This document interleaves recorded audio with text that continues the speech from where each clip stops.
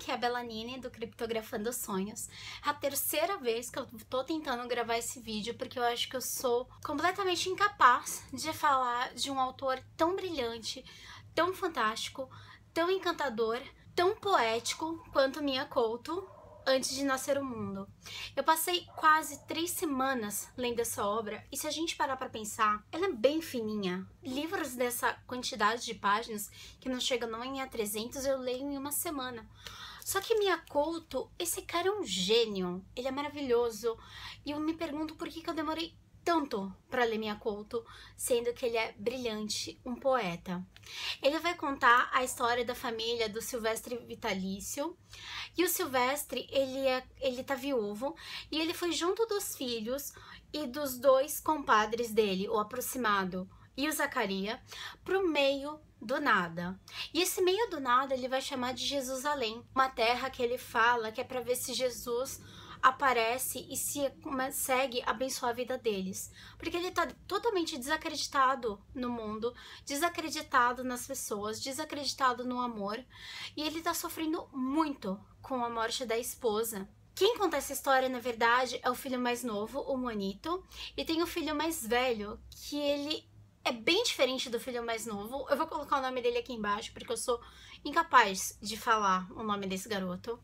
E é impressionante, porque por um lado a gente tem um cara que é pai de família, que ele tá totalmente perdido no mundo depois da morte da esposa. E o Mia Couto, ele fala dessa dor, dessa falta que essa esposa faz pro Silvestre de uma maneira que a gente fica embasbacado, que a gente pensa, meu Deus, ele não diz, olha, o Silvestre está sofrendo. Não, ele coloca a narrativa dele, ao mesmo tempo que ele tá narrando a história, ele consegue transmitir sentimento, dor, sofrimento, tudo, né, em todas essas folhas, em todas essas páginas. E ao mesmo tempo, a gente tem o questionamento do filho mais velho, culpando o pai por ter levado eles para esse fim de mundo, para esse Jesusalém. E ao mesmo tempo a gente tem o filho mais novo, que ele não lembra da mãe, ele não lembra do local onde ele nasceu, onde ele viveu até os 3 anos de idade. Ele só lembra de Jesusalém, porque foi onde ele cresceu, onde ele tem essa primeira infância.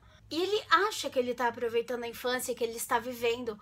E por muitas vezes o autor, ele questiona muito a ideia de você estar vivo, mas se de fato você vive, ou se você vive não vivendo. Ou seja, como que eu posso explicar? Que na verdade, que por mais que você diga que você tá vivo, são as vivências, são as emoções, são os sentimentos, é a forma como você vive que vai te dizer se você está vivo ou se você está morto. E no caso do Silvestre, uma das coisas que o filho mais velho fala muito é que na verdade o pai, ele tá muito mais morto do que vivo, porque ele decidiu levar toda a família para esse fim de mundo, em vez de encarar o fato da esposa ter morrido, o fato de ter 2 filhos para cuidar. E a narrativa, como eu falei, ela é muito gostosa. Então você tem essa realidade dos personagens, o que eles estão vivendo, e ao mesmo tempo vocês têm essa poesia de como é doloroso perder alguém, ou como é doloroso você se esconder em meio ao nada, em meio a você mesmo, porque, ai gente, eu não sei explicar, mas é simplesmente fantástico.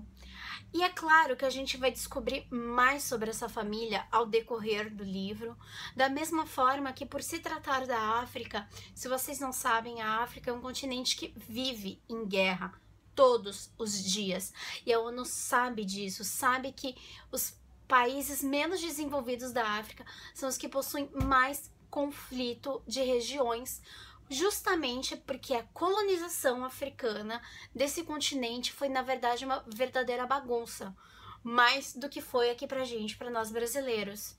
E se a gente parar pra pensar, tem muito conflito de territórios que acontecem e as pessoas são pobres e passam fome.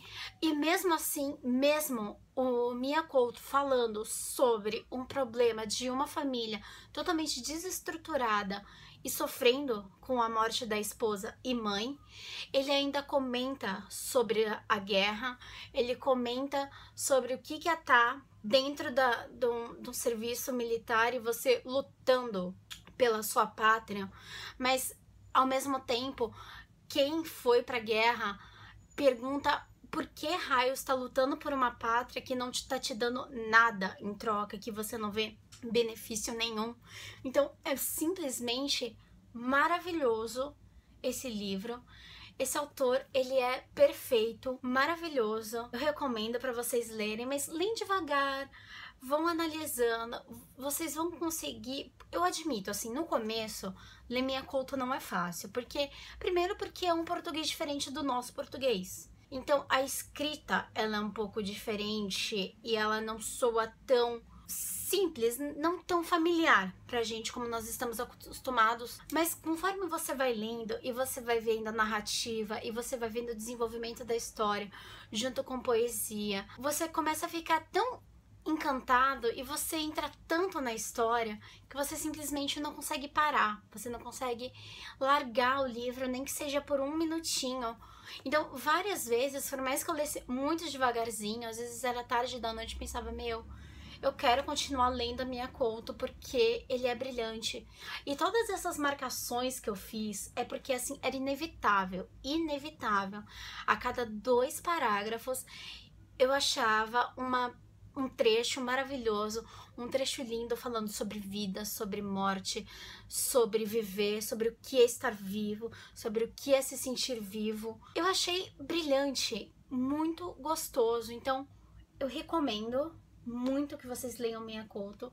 Eu peço desculpas porque realmente eu amo esse livro, eu amei esse livro, eu amei esse autor. Eu quero ler outras coisas deles, mas eu acho que assim, eu sou totalmente incapaz para falar mais sobre isso sem que eu precise dar spoilers, sem que eu precise explicar mais coisas que só você lendo para você saber, porque senão perde toda a graça.